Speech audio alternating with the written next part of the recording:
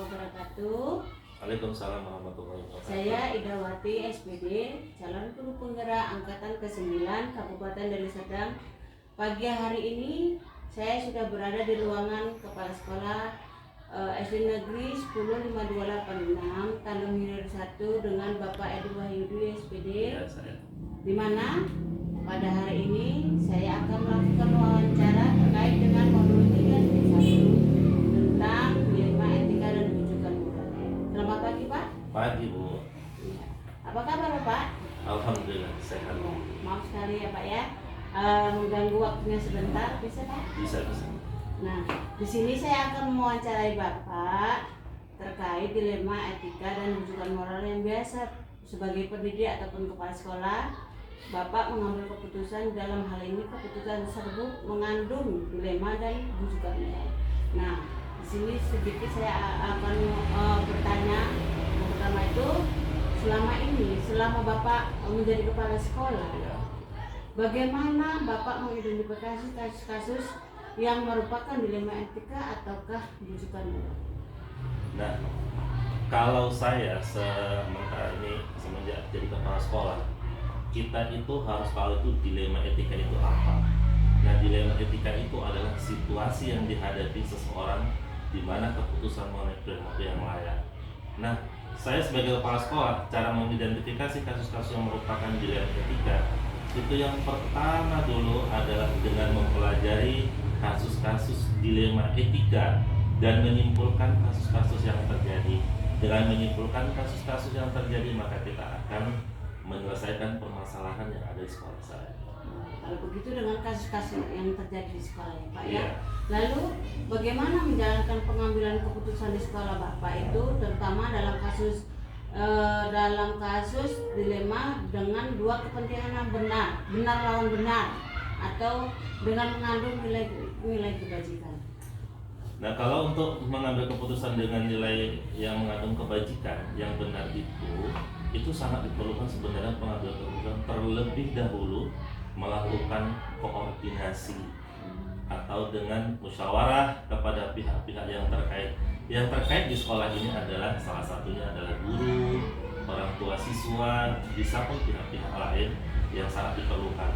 Nah, langkah inilah yang dilakukan tidak hanya masalah yang serupa, akan tetapi dilakukan untuk beberapa masalah lain yang mendesak untuk mengambil keputusan yang benar-benar layak. Pak, jadi yang terkait dengan guru kepala sekolah itu yang menjadi seseorang yang membantu Bapak lagi. Iya. Oke, selanjutnya, nah, langkah-langkah dan prosedur apa, seperti apa yang Bapak biasa lakukan? Banyak prosedur saya yang saya lakukan itu adalah yang pertama itu mengidentifikasi pertanyaan-pertanyaan etika. Nah, itu mengidentifikasi itu banyak dari warga, bisa dari guru, warga sekolah lah. Kita harus mengidentifikasi apa masalah. Yang kedua, sesudah kita mengidentifikasi, membuat daftar fakta yang relevan dari dilema itu. Baru yang ketiga, kita mengidentifikasi pihak terkait dalam dilema yang saya sebutkan tadi, karena pihak yang terkait ini juga termasuk warga-warga sekolah. Nah, itu perlu. Dan berikutnya, pilihan dalam kasus ini apa, yang terjadi itu apa, dan apa yang harus kita lakukan terhadap dilema itu. Itulah langkah-langkah yang harus kita buat, yang harus kita jalani untuk menyelesaikan dilema etika. Jadi dengan kata lain Bapak harus melihat studi kasusnya apa gitu Iya, ya? itu yang sangat utama. Lalu hal apa yang selama Bapak anggap ini efektif dalam mengambil keputusan? Kalau dalam mengambil hak efektif dalam keputusan, itu yang pertama kita itu adalah menyederhanakan pokok permasalahan. Masalah ini kan banyak, luas.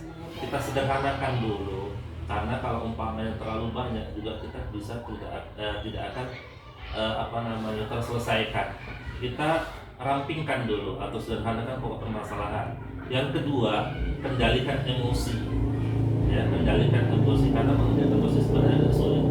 Jadi kita harus kendalikan emosi, lalu memanfaatkan kedekatan dengan orang-orang yang sangat berpengaruh. Yang dianggap efektif dalam mengambil keputusan dalam kasus-kasus dilema etika, Pak? Kalau saya untuk selama ini yang saya anggap efektif untuk pengambilan keputusan dalam kasus dilema etika itu, yang pertama itu adalah menyederhanakan pokok permasalahan. Karena permasalahan ini kan di sekolah ini sangat luas, bermacam-macam permasalahan. Jadi kita susun, kita rampingkan atau kita sederhanakan apa dulu pokok permasalahan yang sangat penting yang harus diselesaikan dalam dilema etika. Nah, berikutnya itu adalah mengendalikan emosi. Jadi kita untuk menyelesaikan permasalahan itu tidak pakai emosi, harus kita kendalikan. Lalu berikutnya memanfaatkan kedekatan dengan orang-orang yang berpengaruh. Orang-orang yang berpengaruh itulah yang sangat penting, yang sering membantu kepada kita memberikan ide-ide yang cemerlang yang bisa kita menyelesaikan dilema etika ini. Yang berikutnya adalah membangun kebijaksanaan sebagai pemimpin. Dan sebagai pemimpin kita harus bijaksana untuk sekolah, apalagi dalam penyelesaian dilema etika. Kita harus bijaksana untuk pengambilan keputusan.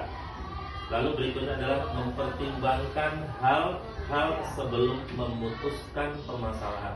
Harus kita pertimbangkan dahulu, karena kita dalam pengambilan keputusan tidak boleh terlalu terburu-buru atau tercepat, itu bisa fatal.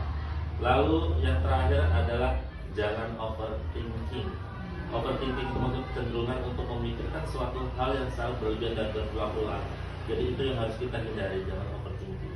Saya rasa itu hal-hal yang saya anggap efektif dalam penyelesaian masalah dalam dilema etika. Ya, Pak. Jadi yang pertama itu harus sabar, Ya. bijaksana, Iya, Pak. bijaksana. Harus mengambil orang-orang yang berpengaruh. Berpengaruh, iya. Mempertimbangkan hal itu juga. Lalu dalam hal ini apa tantangan atau kendala yang Bapak hadapi dalam menyelesaikan kasus-kasus dilema etika itu? Jalan yang saya ambil dalam menyelesaikan itu secara langsung saja. Karena bila kita putuskan secara langsung, maka kendala-kendala permasalahan sekolah itu sangat banyak. Kalau kita buat PR secara banyak, tidak akan terselesaikan. Memang lebih bagus itu realnya, faktanya kalau menurut saya itu adalah jika terjadi kasus dilema segera diselesaikan di tempat dan secara langsung saja diselesaikan dengan kita melibatkan orang-orang yang terkait juga untuk mengatur seperti guru dan sebagainya. Berarti harus mengenal 9 langkah gitu ya Pak, Iya. untuk menjawab semua Iya. kasus itu ya Pak ya. Iya, betul. Nah, lalu faktor-faktor apa saja yang dapat mempermudah Bapak dalam membantu mengambil keputusan? Faktor-faktor apa saja yang mempermudah Bapak dalam mengambil keputusan? Faktor-faktor yang mempermudah mengambil keputusan itu adalah, kalau saya adalah dengan teman sejawat terutama. Karena dengan adanya teman kita bisa bertukar pikiran. Apalagi ada juga guru-guru yang berpengaruh dengan pemikiran itu yang handal, yang bisa kita minta mohon bantuan. Dan seorang pemimpin juga jangan ada terasa malu bahwasanya seorang pemimpin itu bukan wah segalanya, juga tidak. Jadi kita tuh harus bisa berinteraksi atau bertanya kepada guru-guru yang lain. Jadi harus berkolaborasi Iya. dengan teman sejawat gitu ya Pak Iya, ya. betul. Nah, sedikit lagi nih Pak ya. Dalam pembelajaran dari semua hal dalam kasus-kasus ini, pembelajaran apa yang kita dapat alami? Pengalaman apa yang itu yang bisa diambil dari matematika? Untuk semua yang sudah terkait dalam pembelajaran yang kita ambil itu, yang pertama adalah mufakat. Kalau bagi saya itu ada yang sangat penting adalah mufakat. Apa itu mufakat? Pengambilan keputusan secara bersama. Jangan kita sebagai pemimpin suka-suka hati untuk menentukan suatu permasalahan atau mengambil keputusan secara cepat, atau itu yang bisa membuat keputusan itu bisa fatal. Jadi yang saya sangat utamakan adalah bermusyawarah untuk mufakat dalam kasus dilema etika. Terima kasih ya Pak ya, Ya, sudah berbagi pengalaman Bapak dan sudah membantu saya dalam tugas demonstrasi konseptual ini. Dan semoga kedepannya saya dapat mengambil hikmah ya, mana tahu kedepannya bisa menjadi yang lebih baik lagi gitu Pak. Terima kasih. Terima kasih. Assalamualaikum warahmatullahi wabarakatuh. Waalaikumsalam warahmatullahi wabarakatuh. Siang Ibu. Siang. Saya minta waktunya untuk wawancara dengan Ibu dengan studi kasus yang selama ini dan berkaitan dengan demonstrasi kontekstual yang saya ditugaskan dari LMS untuk mewawancarai Ibu kepala sekolah. Nah, di sini selama Ibu menjadi kepala sekolah, saya ingin mengetahui bagaimana Ibu menghadapi cara-cara Ibu menghadapi dalam studi kasus dalam dilema etika ataukah rujukan moral. Dari pengalaman saya selama ini ya, pasti banyak yang menghadapi kasus-kasus yang kita alami di sekolah ya. Jadi untuk dapat mengidentifikasi kasus-kasus tersebut, apakah kasus-kasus itu termasuk dilema etika atau rujukan moral, kita lihat dulu masalahnya seperti apa. Contoh baru-baru ini ya, saya juga mengalami suatu kasus di mana ada 2 orang guru kita yang kebetulan dua-duanya ini memang guru kelas dan suami istri, di mana salah satunya mengalami musibah kecelakaan. Nah, otomatis mempengaruhi kinerja keduanya karena kebetulan keduanya memang guru kelas ya. Nah, di situ saya melihat kasus ini sebagai rujukan moral, di mana nampak perbedaan benar dan salahnya gitu ya.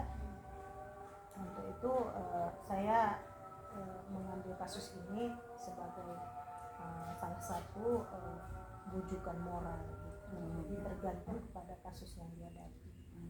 Jadi kata Ibu tadi kan termasuk rujukan moral. Nah, bagaimana Ibu mengambil keputusan dalam studi kasus ini? Dalam kasus guru kita yang 2 ini, yaitu Bapak Manuel Martin ya dan Mbak Fitri, dalam pengambilan keputusan, bagaimana kita mengambil suatu keputusan, tentu kita harus berpikir berdasarkan 3 prinsip ya, 4 paradigma dan 9 langkah pengambilan keputusan ya. Karena untuk mengambil suatu keputusan juga kita harus melihat gitu bagaimana langkah-langkah siapa saja yang terlibat dalam pengambilan keputusan ini, bagaimana nanti pengaruh apa yang setelah kita mengambil keputusan ini, bagaimana dengan rekan sejawat yang lain gitu. Jadi kita mengacu kepada 3 prinsip dan 4 paradigma dan 9 langkah pengambilan keputusan yang didapat dalam pendidikan penggerak ini. Nah, dalam hal ini selama Ibu itu kan Ibu anggap efektif dalam mengambil keputusan itu pada kasus dilema etika dan rujukan moral. Nah, Ibu ambilkan dalam rujukan moral. Nah, hal-hal apa aja yang sudah efektif yang Ibu lakukan? Dalam hal-hal efektif yang sudah Ibu lakukan untuk menghadapi studi kasus ini? Hal-hal efektif yang sudah dilakukan ya, kita sebagai rekan sejawat, saya sebagai pimpinan juga ya, tidak bisa langsung mengambil keputusan yang memberatkan satu pihak gitu kan.